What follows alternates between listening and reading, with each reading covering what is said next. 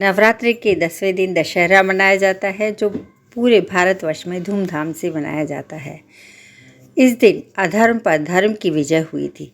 एक तरफ जहां भगवान राम ने रावण का वध किया, तो दूसरी तरफ माँ दुर्गा ने महिषासुर का वध किया। रावण वध।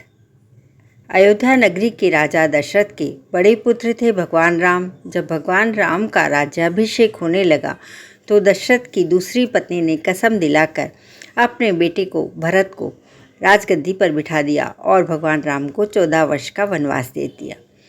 श्री राम ने पिता की आज्ञा का पालन किया और वन को जाने लगे। श्री राम के साथ उनकी पत्नी, उनका छोटा भाई लक्ष्मण भी वन को चले गए। कई साल उन्होंने वन में बिताए, कई राक्षसों का वध किया। एक दिन रावण की बहन शूर्पणखा वन में घूम रही थी, तो उसकी नज़र भगवान राम पर पड़ी।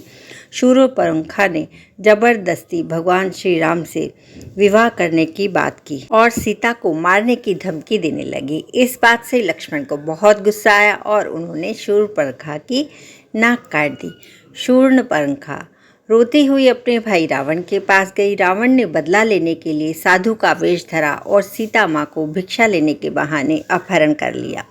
भगवान श्री राम लक्ष्मण माँ सीता को ढूंढते रहे। रास्ते में उन्होंने हनुमान, सुग्रीव और जटायु मिले। जब पता चला कि माँ सीता को रावण अपनी लंका में बंद कर रखा है, तब राम ने उनसे युद्ध की ठानी और वानरों के साथ सेना तैयार की। समुद्र में पुल बनाया, फिर रावण से युद्ध रचा।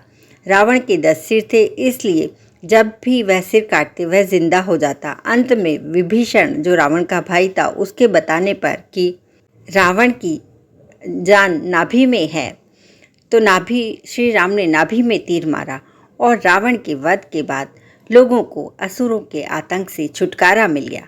महिषासुर का वध जो माँ दुर्गा ने किया। एक बार एक दानव राज था रंभासुर, उसकी एक महिषी यानी भैंस के साथ संयोग हुआ और उनका पुत्र हुआ महिषासुर। महिषासुर अपनी इच्छा के अनुसार भैंस और इंसान का रूप धारण कर सकता था। महिषासुर ने ब्रह्मा जी की बहुत तपस्या की और कई साल तपस्या में लीन रहा। ब्रह्मा जी उसकी अखंड तपस्या से बहुत खुश हुए और वरदान मांगने को कहा।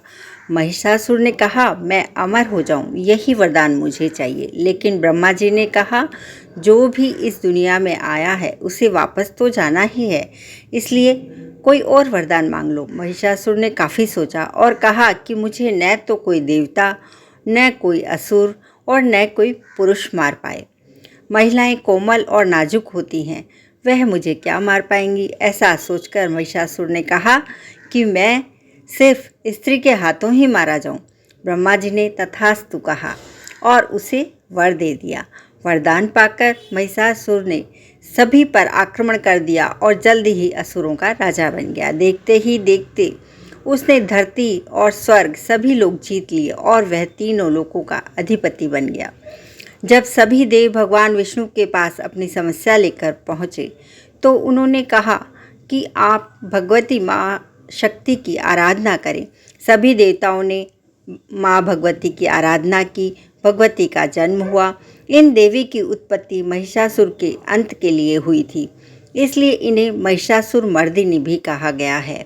भगवान शिव ने देवी को त्रिशूल दिया, भगवान विष्णु ने चक्र प्रदान किया और इसी तरह सभी देवी देवताओं ने अनेक प्रकार के अस्त्र शस्त्र देवी के हाथों में सजा दिए। इंद्र ने अपना वज्र ऐरावत हाथी से उतरकर 1 घंटा देवी को दे दिया।